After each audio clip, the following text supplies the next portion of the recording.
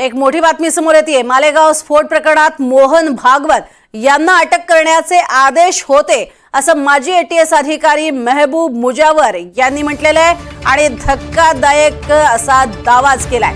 यापूर्वी सुद्धा अशा स्वरूपाची वक्तव्य समोर येत होती, मात्र आता त्यात तथ्य आहे असंही एक प्रकारे दावा केला जातोय। कारण मालेगाव प्रकरणामध्ये, मालेगाव बॉम्बस्फोट प्रकरणामध्ये जवळपास सर्वच हिंदुत्ववादी असे हे नेते आपल्याला पाहायला मिळालेले होते।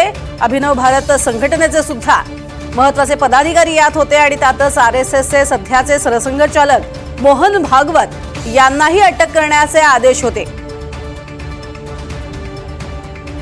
लोक आहेत त्या तपासापैकी जे फरारी आरोपी होते त्याच्याविषयी माझ्याकडे काही काम दिलेलं होतं। यार हे जे निर्दोष सुटले त्या तपासामध्ये मी नव्हतो, परंतु त्या तपासामधील जे न मिळून आलेले आरोपी होते रामजी कलसंद्रा, दिलीप पाटीदार आणि संदीप दादा, ह्यांना त्यांच्याविषयी मला सूचना होत्या, त्याचा तपास करत होतो। त्याशिवाय मोहन भागवत यांना नागपूरवरून आणा असाही मला आदेश होता आणि जो काही आदेश होता तो कायदेशीर दिला होता, परंतु कृत्य बेकायदेशीर होतं, त्यामुळे मी काय ते केलेलं नाही।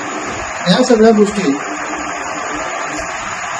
मला माहिती असल्यामुळं मला धाडशी म्हणून नेमलं होतं, मी ते केलं नाही म्हणून माझ्यावर केलं।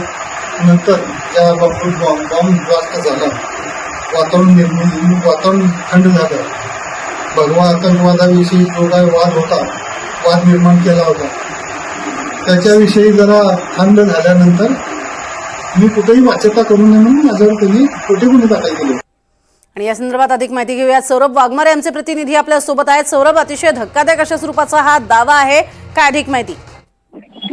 प्रज्ञा, या गोष्टीचा जर विचार करायचा झाला तर महबूब मुजावर जे आहेत ते पूर्वी एटीएस मध्ये काम करायचे, एक उत्कृष्ट पोलीस अधिकारी म्हणून ते तैनात होते। त्यावेळेचे तत्कालीन परमवीर सिंग जे अधिकारी होते त्यांनी राष्ट्रीय स्वयंसेवक संघाचे जे सरसंघचालक आहेत मोहन भागवत यांना जे आहेत ताब्यात घेण्याचा जो आदेश होता तो महबूब मुजावर यांना दिला होता असा दावा जे आहेत महबूब मुजावर करतात।